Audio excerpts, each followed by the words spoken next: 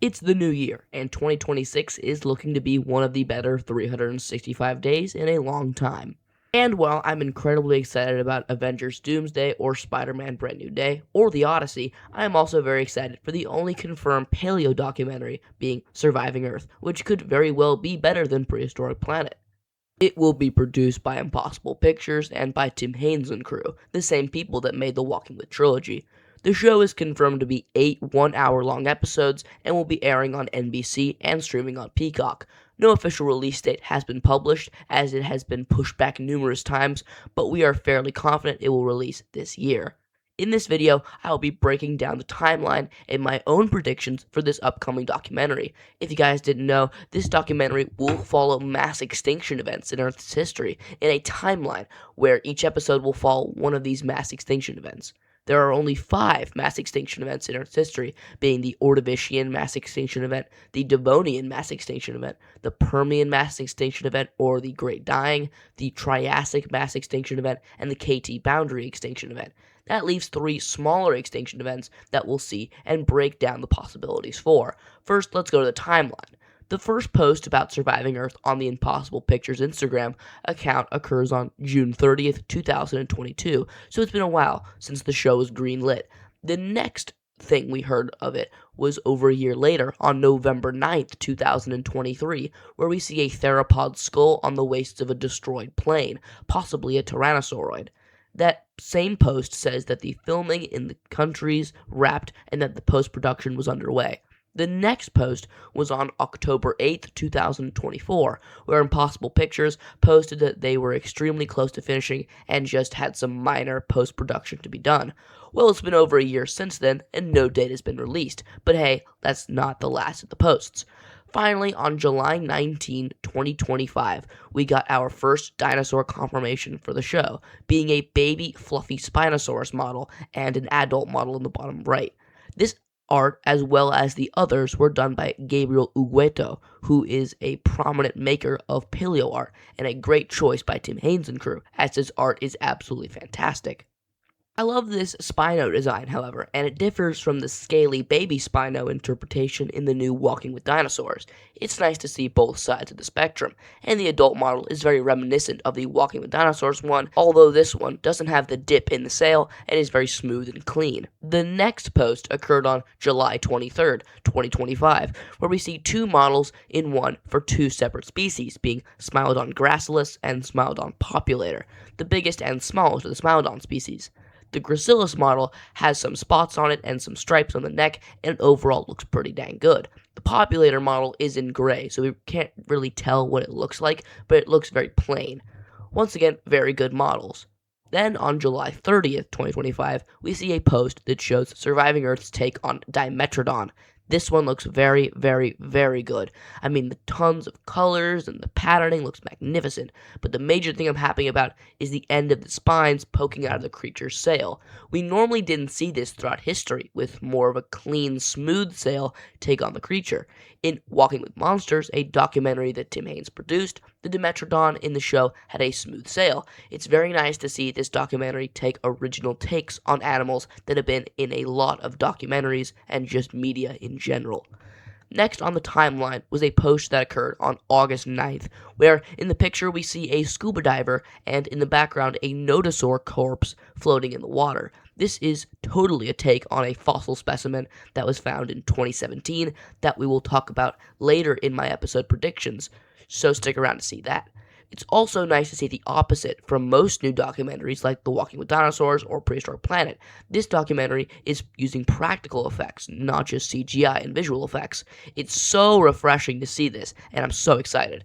Next was a post on September 8th that showed another creature focus, being Ischigulastia. I don't know if I got that right. Please don't flame me, which was a pretty good sized synapsid, very similar to the 1999 WWD Placerias.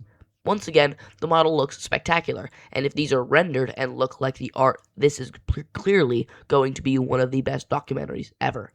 The next post was on September 24, where we see a behind-the-scenes picture of a carboniferous forest being filmed in a studio. This also makes me very happy that they are using practical effects for the environment itself, not just the creatures. It helps make the documentary feel more realistic as, the plant is actually moving. Once again, so excited. On October 5th, also my birthday, they posted a picture of a blue screen human holding up a stuffed deer in a North American, or what is supposed to be, a North American forest setting. But in the description, they say that these are for hungry short-faced bear cubs, meaning we are getting a Pleistocene episode, which makes me very happy. This will also not be the only time we see something about short-faced bears.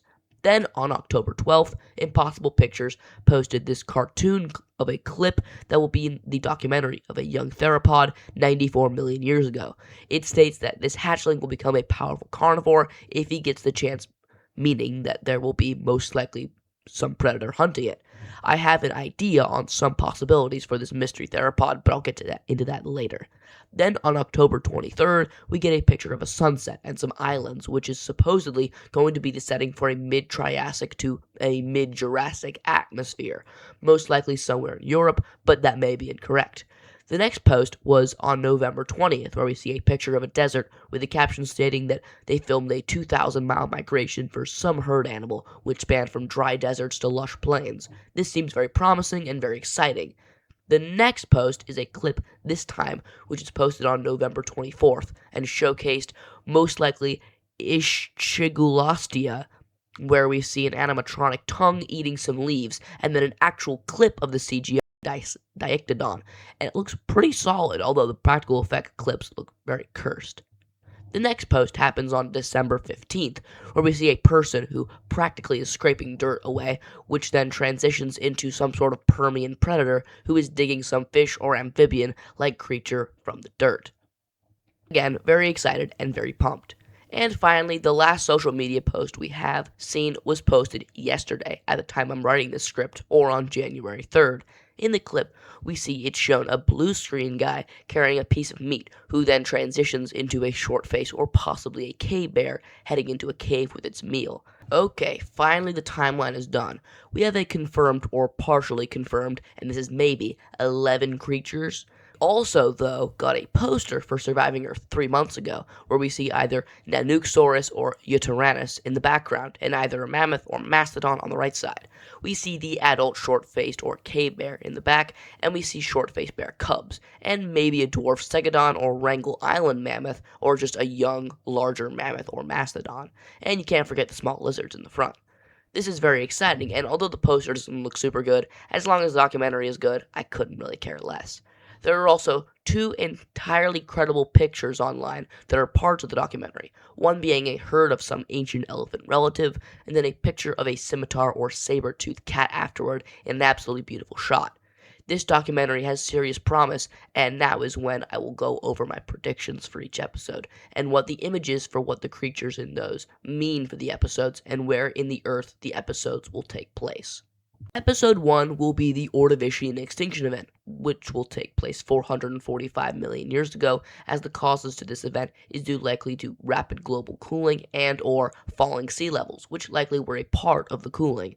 This extinction event caused the extinction of 85% of all life on Earth. Now, these documentaries, I'm assuming, are not going to purely follow just the animals during this time, but also the causes of the mass extinction events, and show how they came to be, and partially focus on how they affected the entirety of life on Earth, not just animals, but plants as well. The episode will be focused on early life on Earth, like trilobites, brachiopods, grapeolites, and cryonoids. As for now, we don't have any certainty on any animal that will be in this episode, but I'm hoping it has that Walking with Monsters Episode 1 vibe.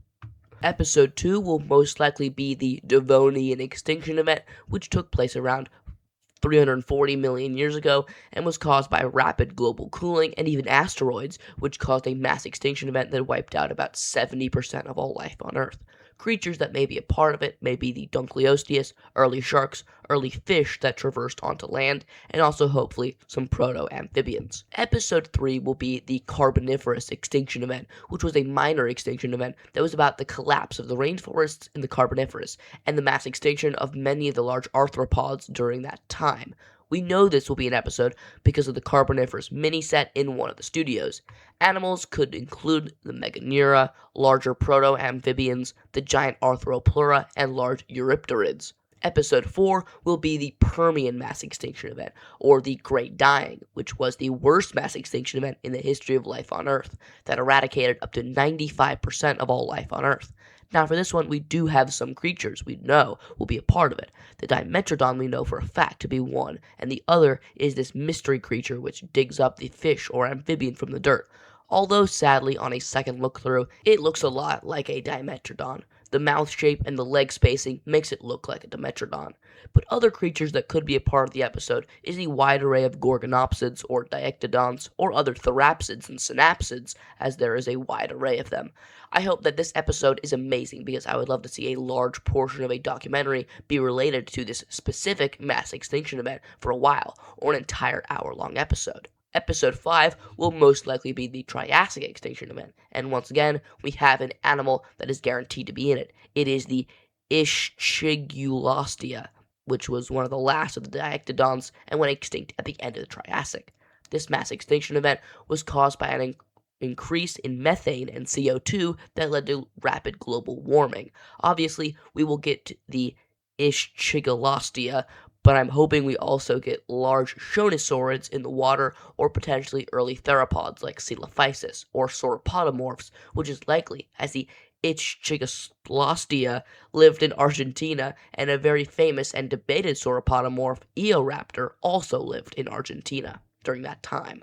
Episode 6 will be the Cenomanian-Turonian boundary event about 94 million years ago, and this one is very important for the layout of the show. We know that Spinosaurus will be a part of this episode, and so will Cretaceous Africa, but also we have that Notosaurid, likely Borealopelta, will also be a part of this episode, because of the floating Notosaurid in the water. The reason I say Borealopelta is because of a discovery in 2017, where in Fort Murray, Alberta, paleontologists found an exquisitely well-preserved Notosaurid specimen that was covered by water and beautifully preserved. The Notosaurid was Borealopelta, and this is big for the show's format. This confirms that we will bounce around to different parts of the world during the extinction event instead of just sticking on one specific place, and potentially that young theropod could potentially be an Acrocanthosaurus in North America or maybe Carcharodontosaurus in Africa, so there are a lot of ways the documentary can go in places. Episode 7 will be the KT extinction event that happened at the end of the Cretaceous and is possibly the most famous mass extinction event that wiped out up to 80% of all life on Earth. We have a confirmed Tyrannosauroid in the documentary, but also we have a confirmed Nanuqsaurus in the documentary based on the poster may just be the skull in the picture, so only one confirmed creature for this, because that Nanuqsaurus might just be the skull in the picture. But once again, a very famous extinction event, and hopefully this episode will show places in paleo media that we normally don't see, like the Deccan traps in India and their role in the extinction event, and even late Cretaceous Australia, which would be a treat to see. And the final episode, Episode 8, will follow the end of the Cenozoic period and the extinction of the giant megafauna during that time. We have a couple of creatures confirmed, being the Smilodon from the art and also the short-faced or cave bear, or possibly both in the clips and description. Also in the poster, if I had to put money on either mammoth or mastodon for the elephant in the poster, I would say mastodon, as it looks more bald and not furry enough, as well as straighter tusks. We also have the other mammoth or mastodon species in the pictures, as well as the saber-tooth or scimitar-toothed cats, as we see also in the same pictures. This episode will fall probably about 10,000 years ago, or a little before, where we follow how these creatures went extinct due to climate change and pressure from humans. Once again, though, these are just predictions, and all of them might not come true, but I think my ideas are most likely accurate, but I will be pleasantly surprised if I am wrong. I am praying we get a release date soon on this documentary, and I believe this documentary could be the best one since Planet Dinosaur in 2011, which may be a video of mine coming up. Look out for that. This documentary has serious potential, and I myself cannot wait for this one. So please, don't pull a Walking with Dinosaurs 2025 and just be awful. It looks to be a very exciting future for paleo media. As always, don't forget to like, subscribe, and hit the bell button so you don't miss out on any new paleo media news happening. And I also may have a Prehistoric Planet Ice Age review coming out in the coming weeks as well. YouTube thinks you will enjoy these videos on your screen, so make sure to click on them and check out some of my work. And I will see you guys next time on Raptor Rex Productions. These are That's all, folks.